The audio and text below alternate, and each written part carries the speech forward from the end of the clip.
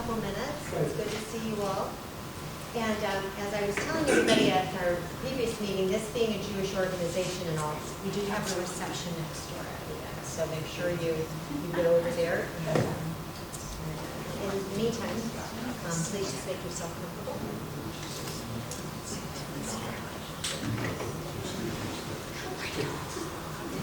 Sure, yeah.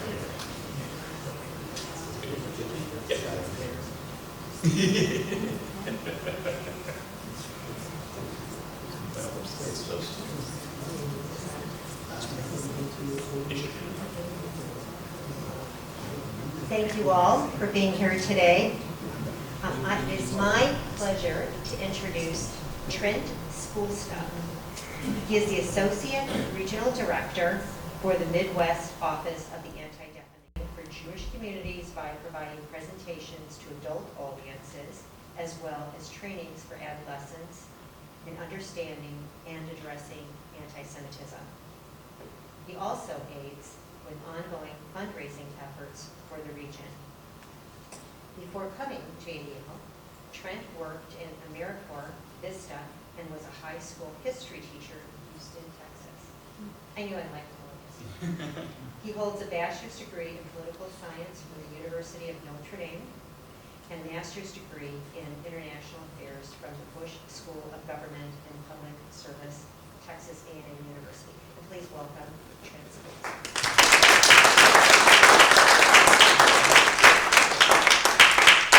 Jackie, thank you very much. And can everybody hear me? Yeah, Okay, excellent. I can hear you. Excellent. Thank you. All right. Thank you. I want to thank Jackie also. I want to wish her mazel tov on 11 years as executive director for the Fort Wayne community, and congratulations on her soon-to-be retirement. I want to also acknowledge Rabbi as well. Good to see you. We were just talking. We've been seeing each other via Zoom for the last year or so. It's the first time we've gotten to see each other face-to-face finally, which is very good. Yes. And I want to thank you all for being here today. I wish we were here under better circumstances, and I wish my topic were a little livelier, a little happier. Unfortunately, given where our country has been really the last several years, but really the last 8 months now, of where are we going as a Jewish community and what is happening in American society. And so today I'm here to talk about essentially our state of anti-Semitism and where we are.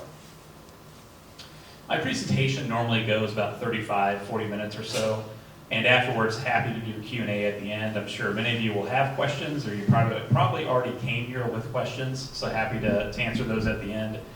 But first I want to give a very brief overview of ADL. Even inside the Jewish community, I think people are shocked at how much work we actually do. I think there are kind of some misconceptions on what ADL is and who we are. After that, I want to go over a couple of key reports that ADL has published recently. One, looking at American attitudes about Jews. So this is actually a survey that we've done since 1964. So for over 60 years. The data I will show you came from January of this year. So still very, very new. After that, we'll talk about college campuses. They've been in the news the last couple months. Now with graduations, things are thankfully starting to slow down. They will probably pick back up again in August and September, but talk about a new program ADL started where we are grading campuses on how well they address anti-Semitism. Probably not a shocker, the grades are not very good, but we will go over specifically 7 universities that we graded here in the Midwest region, talk about what ADL is doing as well to combat this latest rise in anti-Semitism, and how you all can partner with ADL, how we need your help. So first, a little background about the Anti-Defamation League.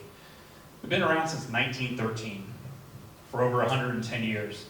Interesting enough, we celebrated our 110th anniversary in October of last year, which was not, I'm sure, anyone would have imagined celebrating under those circumstances.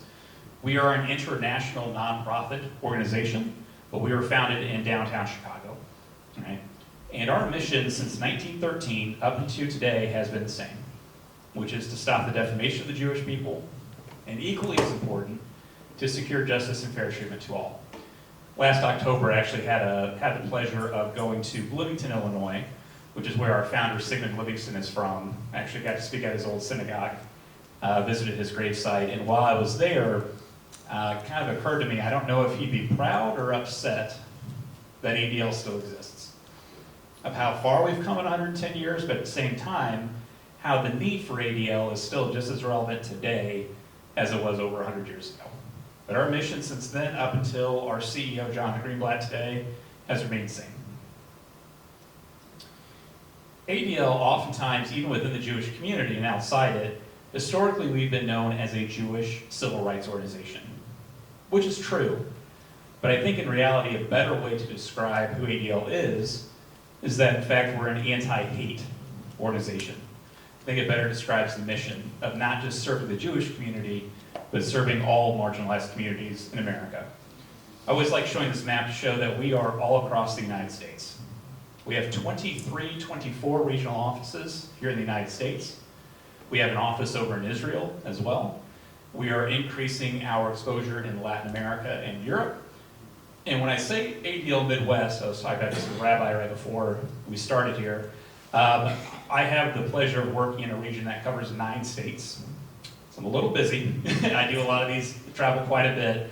But our ADL Midwest region includes Northern Illinois, Indiana, basically all the states that you kind of see in that tan as well as that lime green color. But I always love showing this map to show that no matter where you are in America, you can be in Midtown Manhattan, rural Montana, on the beaches in LA, does not matter. There's an ADL office there to track hate, to track anti-Semitism, and to do what we can to address it. How do we fight hate? Historically, ADL has been known, like I said, as a Jewish civil rights organization. And I think for many people, it conjures up the idea that basically everyone at ADL, we're all lawyers, right? We're taking on cases left and right, we're doing lawsuits. In reality, we do that. But in reality, that's really just a fraction of what we do at ADL. To talk about all the programming, all the initiatives, all the measures that we take to combat anti-Semitism can be summed up into what I call our 3 8s. We investigate, we educate, we advocate. Regarding investigation, we have what is called our Center on Extremism, or COE for short. It's made up of about 3 to 3.5 dozen analysts. These are individuals that have graduate degrees, PhDs, and their job is to track extremist groups. And when I say we track these groups, what I mean is that we track their websites, we track their social media accounts, we track their podcasts. A lot of them do podcasts, unfortunately. Blog posts, any information we can get our hands on. Because we want to know what these extremist groups are thinking, what are they saying, and more importantly, what are they doing when they act out on their hate. Regarding education, we do a ton of educational work at ADL.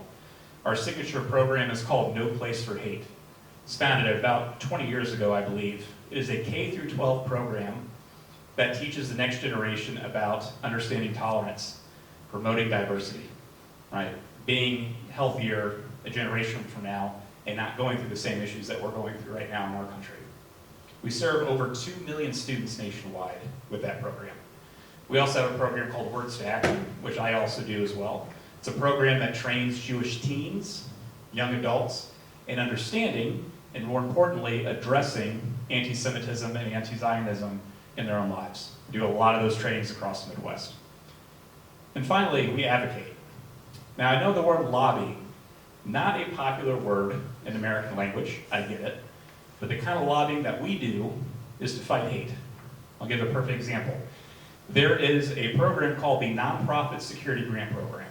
It is the most boring and bureaucratic name for any program I can think of that the federal government does, but it's incredibly important. It was founded over 20 years ago. It provides grants to houses of worship, like synagogues, and to nonprofits to help them with security of their physical buildings. There are over, I think the last number was $360 million that goes into this program. Over half of people organizations that apply for this grant do not receive it because there's not enough money in the program.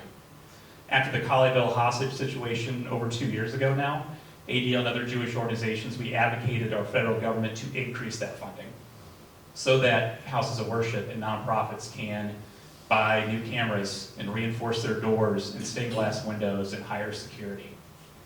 Like I said, on the surface, a very boring sounded program, but very vital. That's the kind of lobbying work that we do at ADL.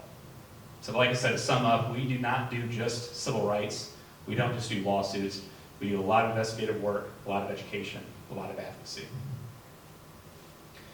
Before I get into the reports, I want to show you all and kind of understand a theoretical concept that ADL helped come up with.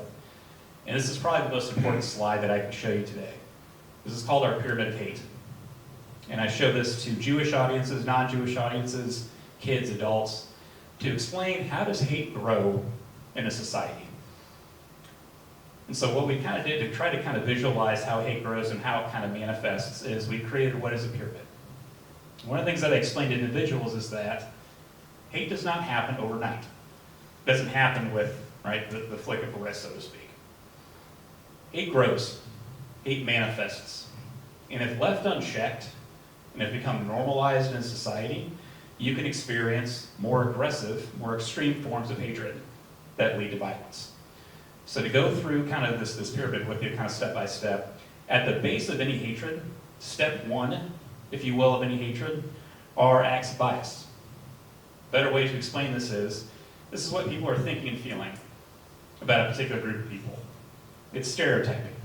It's an occasional joke, maybe that's made at the water cooler in the office, right? Or maybe you're in the grocery store and you overhear somebody making a joke. Is that person hateful? Not necessarily. But is stereotyping and that kind of joking, if that becomes normal, that becomes accepted, society becomes susceptible to then acts of prejudice. Good example that I use of this one is you might hear somebody say, I have nothing against fill in the blank group, I just don't want to live next to them. I just don't want my kids going to school with them. I don't want to have to go to my house of worship and see this group of people there. Right? It's kind of in a way of saying it's you know, they can go live on the other side of town, that's fine, right? But I don't want to have anything to do with that group of people. If that becomes normal, if that becomes accepted, and nobody goes to challenge that kind of thinking, then you move up to acts of discrimination. This is when I would argue government gets involved, housing covenants get involved, it becomes more socially acceptable. A good example of this is redlining. For those who are not familiar, in the 20th century, there were laws in place, there were housing covenants in place, that if you did not look a certain way, if you didn't worship a certain way, there were certain neighborhoods you were not moving into. There were certain school districts your kids were not going to, because it was the law, and it was accepted. If that becomes acceptable, if that becomes normalized, then society can move up to violence, individual acts of violence, whether it's arson, whether it's desecration of a house of worship, murder. And then the most extreme form of hatred is then genocide. I do a lot of presentations both for the Jewish community and for non-Jewish audiences, and the example, the real life example I give when we talk about this is the Holocaust. Right? Educating about the Holocaust, that's another topic for another day. There are a lot of school districts that, in my opinion, are not doing enough to address it. But when we talk about the Holocaust didn't happen overnight. It developed. Right? There was a baseline hatred, and there weren't enough people to challenge it. There were a lot of people that were just going along with it, to the point where what we saw was the final solution that happened in the 1940s. Right? At ADL, we really address the bottom two, and especially definitely the third if it gets to that level, of addressing stereotyping, addressing prejudice, addressing potential systemic discrimination. Because if we can address it at that level, we're not going to get to a point, heaven forbid, the top two rungs, where violence becomes socially acceptable and goes unchallenged. So, with that said, let me go into my first report, looking at anti-Semitic attitudes in America. A better way to look at this report is, this report's kind of looking at that bottom rung of the pyramid. It's looking at stereotyping. It's looking at what the average American is thinking and feeling about Jews in our society. So a little background about the survey. We've been doing this survey every 3 to 4 years, going back to 1964. So over 60 years of data.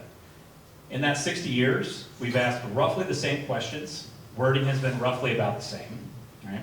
The data that I'm going to show you was collected and published in January of this year. So the data is 4 or 5 months old. Very, very, very new. The survey was conducted by a group called Qualtrics. So this survey that we did was anonymous, and it was online. Okay? We surveyed 4,000 individuals across the United States. That is significant. Because if you read, say, the New York Times, or you watch CNN, for instance, and you look at polling, most polls, and I'm not a sociologist, so I apologize, but most polling will poll maybe 500 people, maybe 1,500. We report 4,000 individuals, all 50 states represented, all different walks of life, various races, socioeconomic backgrounds, sexual orientation, wide variety of people. Last thing is, before I show you the results, is we got rid of the don't know, unsure option. We had that for a long time in our survey. Starting in 2022, we decided to get rid of it. And for a good reason. If I were asking you about state capitals, for instance, and I asked you what the capital of Delaware was, and you didn't know it, it's completely fine to say, I don't know. But in an opinion survey, and something as controversial as anti-Semitism, even though this survey is anonymous, and even though it's done online, I guarantee you there were, out of those 4,000 people, there had to be at least a few people who read some of these statements and said, I kind of agree with that, but I don't want to appear to be a bigot, so I'll pretend I don't know. So that was not, you could not put I don't know on the survey. You either had to fully agree, partly disagree, or fully disagree. You had 4 options. Okay? So to give you an idea, we've asked the same 11 statements roughly going back 60 years. Okay? I want to give an example of 5 that we asked in the survey. We asked the 4,000 people, do you agree or disagree with the following statements? Jews don't care what happens to anybody but their own kind. They have too much power and control on Wall Street. They have too much power in the United States today. Jews are more loyal to Israel than America. And even something as trivial as Jews have a lot of irritating faults. The next slide I'm going to show you shows you the percentages of people who combined either fully agreed or at least partly agreed with the statements. Combined numbers.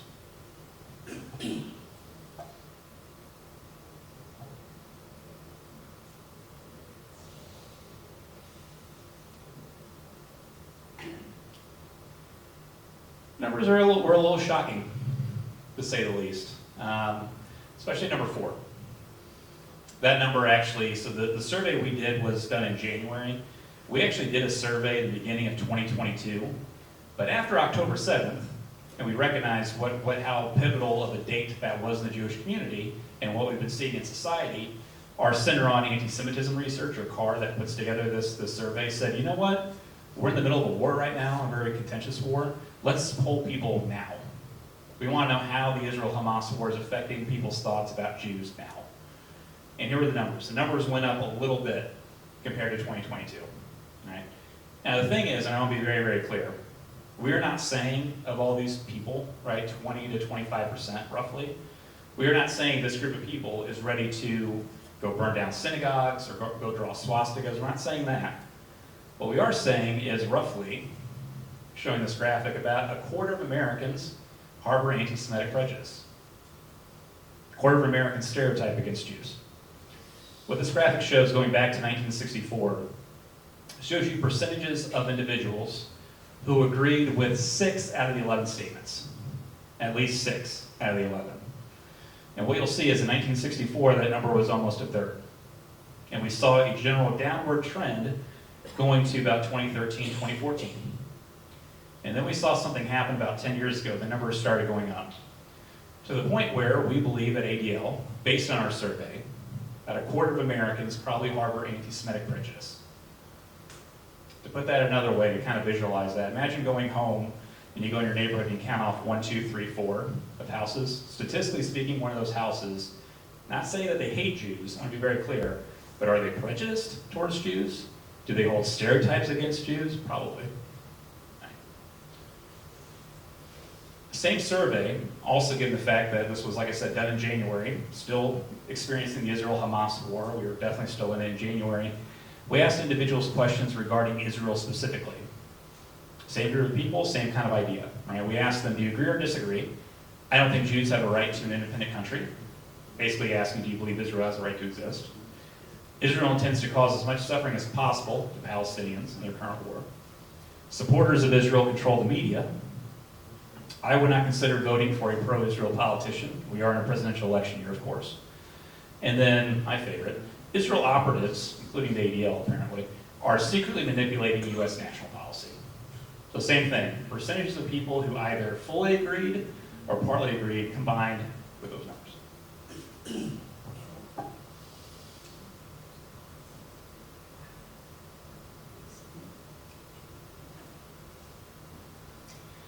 I think this data can be interpreted a lot of different ways.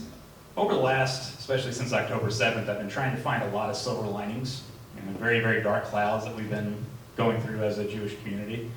At least number one is actually a pretty relatively low number. You might have a lot of Americans who hold stereotypes against Jews, may not exactly be pro-Israel, but at the end of the day, most will agree that, you know what, I think essentially Jews have a right to their own country. I think looking at number 4, number 5, I think is very telling. The fact that you have a third of Americans who can at least partly agree with, I don't know if I'm going to vote for a pro-Israel candidate, or Israel operatives, whether it's AIPAC, whether it's ADL, lobbying, are trying to do things to subvert U.S. foreign policy. Now these numbers are 51%, thank goodness, right? But when you're looking at a third of Americans who at least agree with some of these, it's kind of telling, and it's pretty shocking.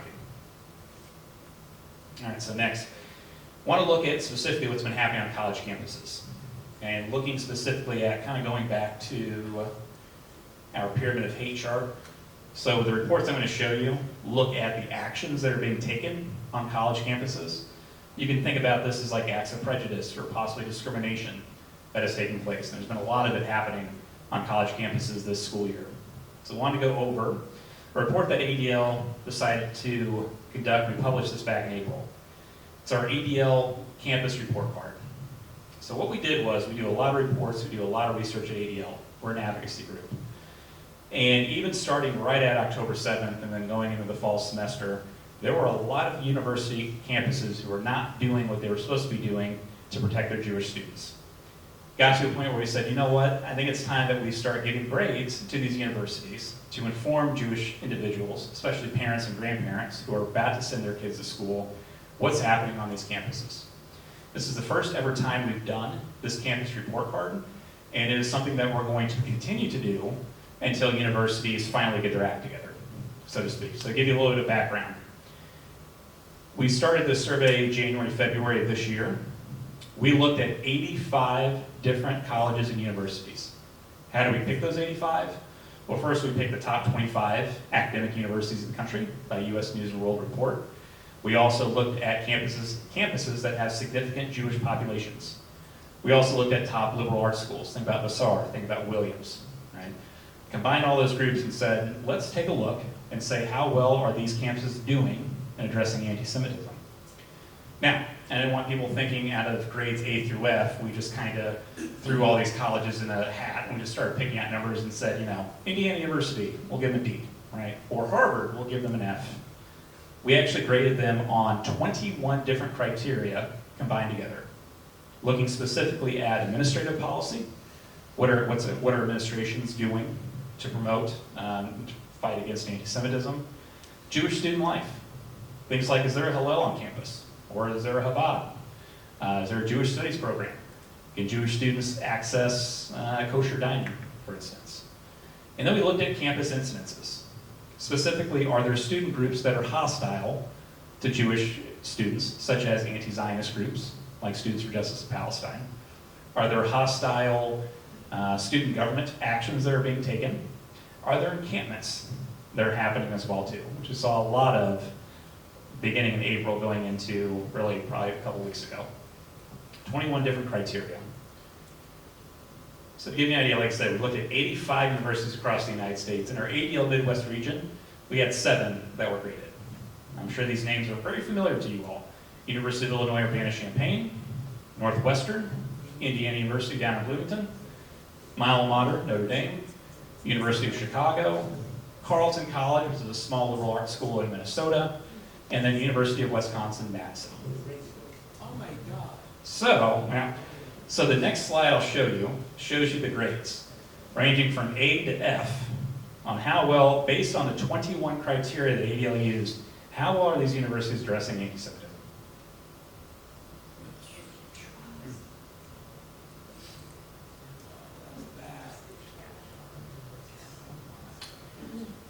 There were a handful of schools that got an A or B. Not a lot. In fact, 40% of the 85 schools that we graded received a grade of a D and F. Now, to provide a little background, a little context on what's happening here. First and foremost, Jonathan Greenblatt, our CEO, will tell you himself, and I will tell you here today, we didn't want to give any school a bad grade. Every single school should have gotten an A or B. The reason why we're seeing grades like this, like I said, out of the 21 different criteria, ranging anything from either student life on campus to what administrators are doing, a lot of the reasons why, especially, say, Northwestern University of Chicago got the grades that they got, have been following the news the last month, will probably be the telling sign of encampments that are against student codes of conduct that will continue to happen on college campuses.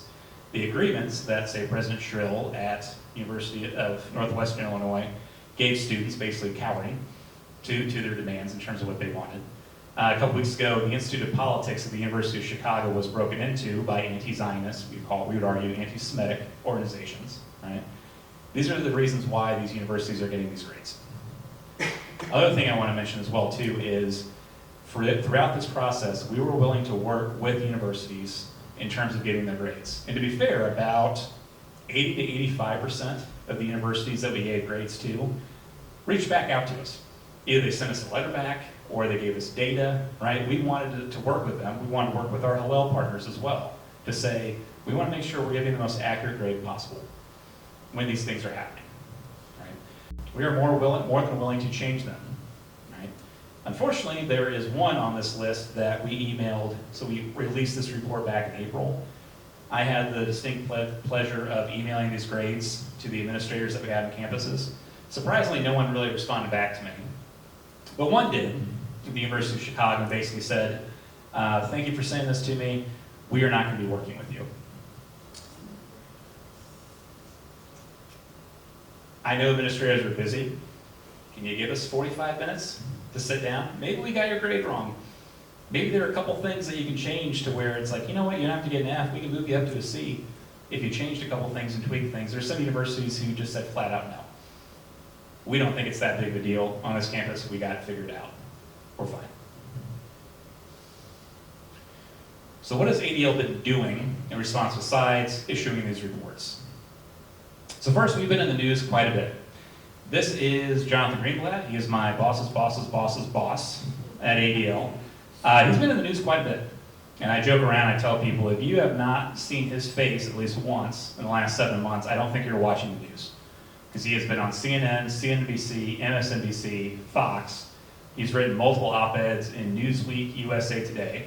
Right? And the reason why we're constantly in the news is to make sure Americans remember this is going on. I get it, especially in our 24-hour news cycle, people forget stuff and they move on, right? We want to make sure people aren't forgetting that Jewish students on campus and students in K through 12 schools and Jewish adults in the workplaces are going through some of the worst anti-Semitism that they've experienced in a generation. And it can easily be stopped if we have allies, if we have people who are going to step up. Other reason why is, given the Israel-Hamas war that is going on, of course we are a Zionist organization, we are a pro-Israel organization. Looking at some of the newscasts, when you look at Israel, you would think Israel just woke up one day and decided, let's bombard Gaza. Jonathan has been on the news multiple times, my regional director, I have, to realize people, hey, remember October 7th when that happened? It was actually Hamas that broke the ceasefire, not Israel. Israel didn't want this war, right? Not to mention what's happening half a world away is affecting American Jews here at home. Not a coincidence that when war breaks out in the Middle East, anti-Semitism rises here in America. So he's been on the news quite a bit, reminding people and saying, these are the things that you can do to combat it. This is not inevitable. Other thing that we've been doing from a legal standpoint are helping students who have gone to their universities and have said, I've been a victim of anti-Semitism, and I don't believe my university is doing enough to address this. Back in November, I believe we set up what is called our Campus Anti-Semitism Legal Line, or call. So what a student or what a parent or guardian can do is if you feel like you've been a victim of anti-Semitism on campus, and you believe your university is not doing enough to respond to it, you can reach out, either go online or you can text call, right? You can file your case, and we actually have pro bono lawyers working with ADL to see, is there enough here to file a Title VI action lawsuit? I can tell you right now, there are at least a handful of Title VI cases that have been filed since the fall that ADL is working with our pro bono lawyers to take on. When it gets to that end, usually those cases are really the bad ones. They're the ones like there's clearly negligence on the part of these universities who are not responding. So then we turn to legal action. Another thing that we're doing as well too is, yes, you can see it on CNN or Fox or MSNBC, but like I said, in our 24-hour news cycle, there are things that people, the news moves on. Well, we haven't. In fact, we actually started this about a month ago now, where we started what's called our Campus Crisis Daily. It's an email that gets sent out to anyone who subscribes to this every morning on what is the latest news happening on college campuses. Even if the national news isn't responding to it anymore, you can hear about what's happening at your alma mater. You can hear about the university that you're sending your kids to on the latest instances that are taking place. Naturally, the news is starting to slow down because the kids are out of school right now, but come August, September, most likely we're going to see that news ramp up again. And then finally, how you can help, and like I said, happy to turn it over for Q&A. So these are our asks. And I tell people this often. So I know people in the Jewish community look at ADL, and they say ADL solved the problem. I can tell you at ADL we have about 450 people that work in the organization. Ladies and gentlemen, 450 people are not going to solve the problem of anti-Semitism. As cliche as it sounds, but it's very true, it's going to take everyone in the Jewish community doing their little part to stem the tide and put the needle back where it should be, where anti-Semitism is not rampant, like it is right now. And so we ask people to do very simple things. One, to sign up for Campus Crisis Daily Alert. You can do this online, it's free, go to adl.org, sign up for it, you'll receive that email every morning. Second, when we do our reports about anti-Semitism, we have our annual audit that comes out every spring that looks at not just universities, but our society in general. We rely on individuals like you to report to ADL what's happening in your communities, what acts of anti-Semitism are taking place. We take that data and then we put it into our report that we publish every spring. Third, writing a letter to your alma mater regarding their policies on anti-Semitism, or getting a group of people together and writing a letter. All this I should have mentioned, whether it's our campus report card or anti-Semitic attitudes report, that's all online. You can go on adl.org and look this up. Even if your university, I've been telling this to people, even if your university is not one of those 85 that got graded, be proactive and reach out to your alma mater and say, you know what, ADL did this report for 85 universities. What do you plan to do in the next school year to keep your Jewish students safe? And monitoring and being there to say, yes, as an alum, I'm concerned about this. And it's become a national problem. Signing up for ADL advocacy alerts. Like I said, we do a lot of advocacy work with elected officials. You can sign up on adl.org. You receive text messages or emails when there are certain bills that are coming up in Congress that we need people to sign on to. And tell your congressperson, tell your senator, please vote for this bill. That's critical. Putting things on social media, if you are on social media, especially to non-Jewish audiences. And this ties into number 6 as well too. I love going to synagogues, and I love coming to federations to do these presentations. But folks, I'm preaching to the choir. You all know it's a problem. In our siloed world that we live in, where everybody seems to be in their own little world, there are a lot of non-Jewish individuals who don't know what's going on. Or maybe they saw something on TikTok, or maybe they read something really quick and they go about their lives, right? One of the things I do, not just for Jewish audiences, but I speak to non-Jewish audiences specifically to educate them on what is anti-Semitism. And no, it didn't end in 1945 when the Holocaust came to an end. And in fact, your Jewish neighbors and your coworkers are scared to death right now because anti-Semitism is at the worst it's been in a generation. And then also finally to non-Jewish audiences, how can you be an ally? How can you help your Jewish neighbors and your coworkers, right? To really sum up, and I want to end on a high note, I know I shared a lot of depressing information with you. I do this not to say all is lost. I do this to say this is a very solvable problem. But it's going to take especially all of us in the Jewish community and really the help of our non-Jewish allies to say enough is enough, we're not putting up with this anymore, and this is not going to be inevitable. Anti-Semitism can be put down. So with that, I will click to my last slide here. So this has my information as well as my colleague. Her name is Suzanne Rothenberg. She's based out of Indianapolis. She regrets that she couldn't be here today. But if you have questions, if you have information, if you want more data, feel free to reach out to us. I'll keep this slide up, but happy to move on to Q&A. Thank you. Thank you.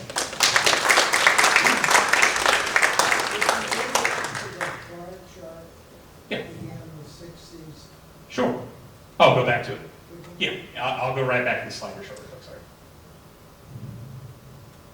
Oop, no. Yes, sir. Data without interpretation is just numbers. Sure. Yeah. What would account for, have you looked into the causal factor of the 1964 29%, Oh, a dip?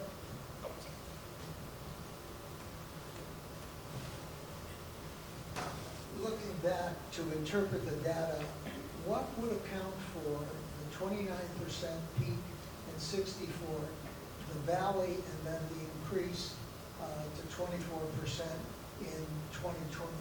Absolutely. Yeah. It's a good question, right? So for those who couldn't hear, why are we seeing these peaks and valleys in this graphic?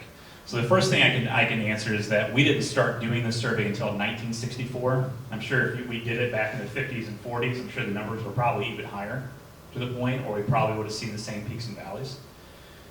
Essentially, why are we seeing this rise in anti-Semitism, right? That's the million-dollar question. And the answer is, I wish I could give you a simple pinpoint answer, it's this exact problem, but we don't have that at ADL. I have a handful of reasons on why we're seeing this.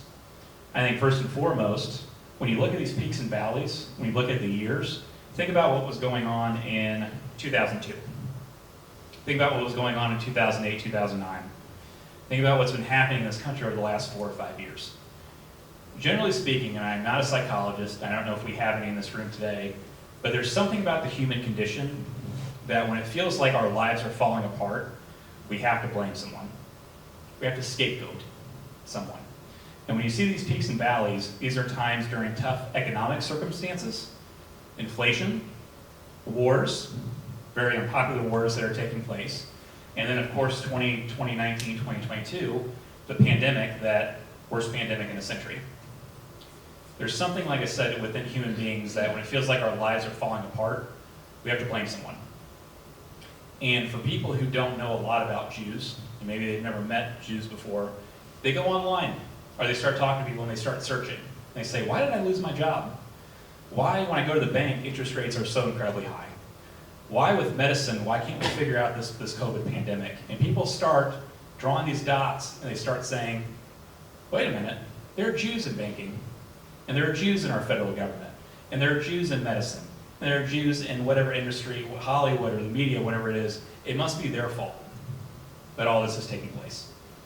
And that goes back to that stereotyping I was talking about in our pyramid of hate, that if you could stop the stereotyping right from the get-go, you won't have people, for instance, on these college campuses who are running wild, or say 5 or 6 years ago at the Unite the Right rally in Charlottesville on the far right, of people who started with stereotyping and moved on to prejudice and said, you know what, it's not enough that I'm thinking and feeling these things about people, I have to go act on them now. So why are we seeing these things? We've been going through a really tough time as a country lately, and I think people are looking for answers, and people are saying it's got to be the people who are controlling our country, it's the Jews. Yes. And I'm happy to repeat the questions that, yeah. I'll make the. Oh, we can do that too. Okay. Yeah. All right, Don, right? Do you have any statistics on how much support there is for Hamas and Palestinians in this country? Yeah. And how that's changed since October 7th? Sure, absolutely.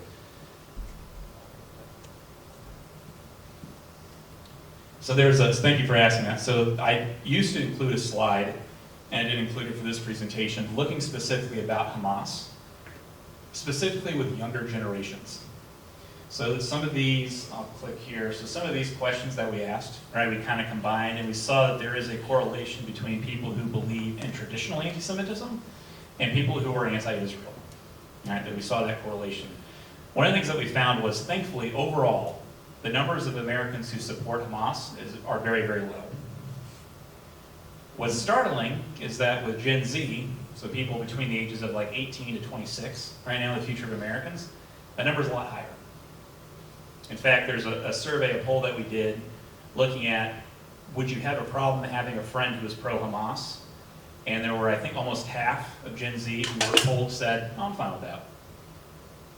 They don't know. There's a lot of ignorance in the world, and a lot of young people get their news specifically on social media and on TikTok and Snapchat. And I can tell you those sites Not to say that there aren't pro-Israel individuals or content on those sites, but I can tell you are very, very skewed toward anti-Israel accusations.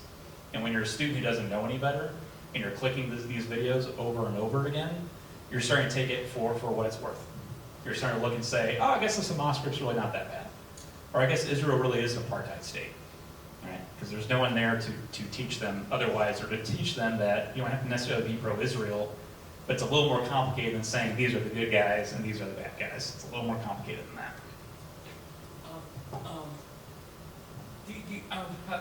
That you were saying about on campus, Scott, do you know why they were protesting last year? Do you know why they were arrested? Do you know why a student got arrested on campus? Yeah. Because I don't understand why people are fighting they were fighting hatred, because people are different of the country you want to fight on campus. You know why? Yeah. Why is that? Yeah. So, yeah, great question. So why we're seeing this hatred on campus, I think it is, there's a lot of misunderstanding. There's a lot of ignorance. And if you're taught that Zionism is racism, and that Zionism is genocide, well, who's going to be pro-racist? Who's going to be pro-genocide? I'm not. But nobody's taught them what Zionism really is, and what it actually means. What's interesting is there are other pro-Israel organizations that have gone on campus, and they've talked with students, and they said, do you know what this means? Like, do you know what the river to the sea, Palestine must be like? They don't know. There are a lot of students, not all, there are a lot of students on these campuses who are like, well, my dorm mate went, so I thought I'd go. Or there was this commotion happening on campus, I want to check out what it was about, right? It's a lot of ignorance. Now, it's easy to brush that off to the side and say, well, kids will be kids. No, what happens is that when they start leaving these encampments, they're all back home now. At ADL, we think come August, September, they're going to come right back, and they're going to pick up right back where they started. And they're going to have a summer of watching videos and talking with friends, and they have that cycle that says, yeah, what I'm doing is right. We're standing up against evil Zionists. We're standing up against Jews who support Israel. We're standing up against all these other things. I'm fighting on the right side, right? And I think the last thing I'd say as a former high school history teacher, young people tend to have a very, very simplistic view, a very black and white view of either things are bad or things are good. Israel is on the bad side. Israel is evil. Israel's committing genocide and apartheid and all these terrible other things. I can't support that. Who would support that? I'm going to stand up against it. There are a lot of people on these campuses who either don't really know what they're standing for, or in my opinion, even scarier, they do know what they're standing for and they don't care, because they think they're on the right side. That's where we're seeing a lot of this hatred come from.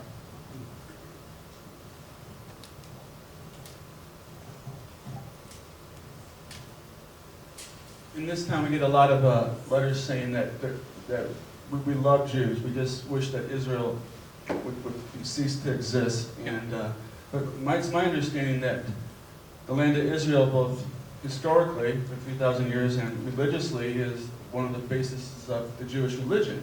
And to me, being anti-Zionist, wishing that the only country on the earth being wiped off the face of the earth is anti-Semitic. Yep. And for example, I've been, till this year, which I stopped of course, the ACLU, for example, grossly disagrees with the world definition of anti-Semitism because they don't mind if Israel's wiped off the face of the earth. So how do you answer that? Yeah, absolutely.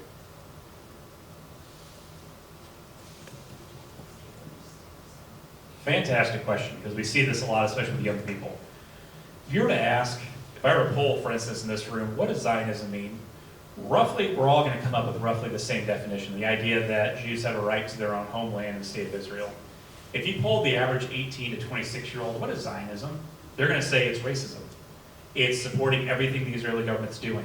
It's being pro-Netanyahu. That's Zionism. I'm an anti-Zionist. Right? Well, based on that logic of thinking, the vast majority of Israelis would be anti-Zionist as well.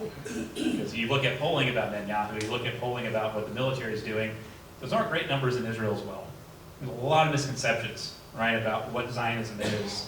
Once students learn what it actually is, there are a lot of them that say, oh, I didn't realize that's what it was, right? I'm not calling for Jews to be wiped off the planet. I just don't like what the Israeli government's doing. I want to be like, well, join the club. There are a lot of Jews around the country and in Israel that feel that same way, right? To answer the question about Zionism, about an ADL stance specifically, ADL has a very strong stance that anti-Zionism is anti-Semitism. I've gone to certain Jewish congregations and they don't like hearing that. And I get it. There are a lot of debate. I see Rabbi shaking his head. A lot of debate in the Jewish community. about is anti-Zionism anti-Semitism, and what does this mean, what does that mean? If you define Zionism on the idea that Israel has a right to exist, that Jews have a right to their own country, my question is, why would you be against that? Right? Or to say that Israel, that's been around for 75 years, is a developed country, it's home not just to Jews, but about 20% of its population that is non-Jewish, where are Jews supposed to go? Right? I've had debates with people who, and I consider myself to be a religious Jew, I know there's a rabbi in the room, definitely a religious Jew, right, where I look and I say, yeah, you can make the arguments from a biblical standpoint. Pardon me, Rabbi. Throw the Torah out for a minute. Right? From a purely historical standpoint, a group known as the Israelites lived in that land going back 3,000 years. There are archaeologists who pull up coins that have the menorah on it and the Star of David on it and have members of King David. That's stuff that wasn't planted. That's stuff that's been there. From a historical standpoint, the Jews have had a historical home connection to that homeland for centuries. Right? And I think from a practical standpoint, I try to talk to people about why Israel exists, that I think the world made it very clear in the 1940s that there were a lot of countries that didn't want Jews. Jews need to go somewhere. Why not go back to our homeland? And I try to explain that to people, and most reasonable people, I think, get it. And there are some people out there who are hateful, and they're never going to support it. And that's the case, they have a right to their opinion, but we're going to fight against those people.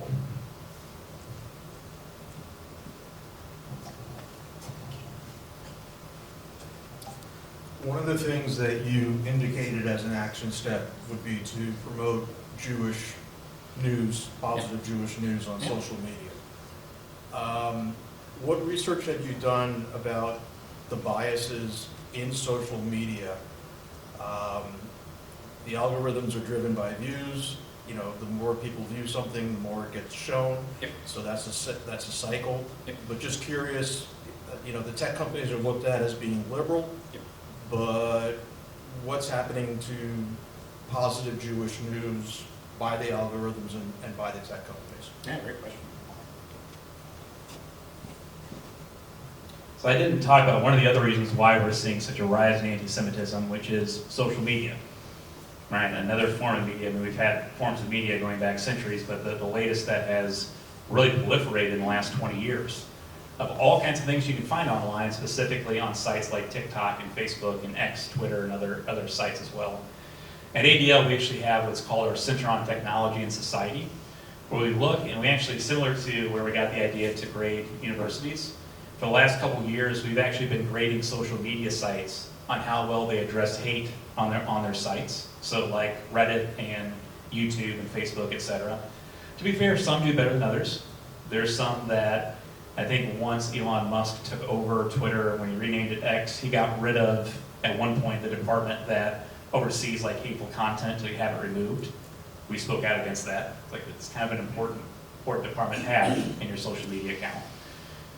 We see these things, right, especially with young kids. I think as adults, if we know better, we can see something on social media and say, well, that's ridiculous. Well, if you're a child and you haven't learned that much about the Holocaust, or you haven't learned that much about Israel, and you're clicking on this site that you see every day, you watch videos on every day, it's very easy to kind of get stuck in that rabbit hole, so to speak, of saying, you know, I'm seeing a lot of anti-Israel things, I'm seeing a lot of things against Jews. That must be right. That must be correct. And it's one of the things that we do at ADL. We try to monitor, we try to put these social media companies on check to say, there are people, and it's not just anti-Semitism, but hatred in general, any marginalized group of people, to say, there's a lot of hateful content on your site. It doesn't have to be on your site. You can remove it if you want to. If you're a private company, please look into doing that. That's an uphill battle. I wish I could tell you within the snap of fingers, we're going to get that solved real quickly. And that one's going to take that's a long-term focus. On eventually, hopefully we get to a point where we don't see hateful content, or I think similar to what you see on TV or movies, there's like a warning that pops up. Like, warning, this has not been verified, or warning, this is going to be explicit content. Something along those lines to warn people before they just start clicking videos over and over again. You had your hand up, right? We've seen reports that Hamas operatives are behind some of the campus protests, and evidence like, this encampment that just sprung up spontaneously, and yet somehow all the kids have the exact same tent. Yep. I mean, is that accurate, and how do you combat something like that? Yeah.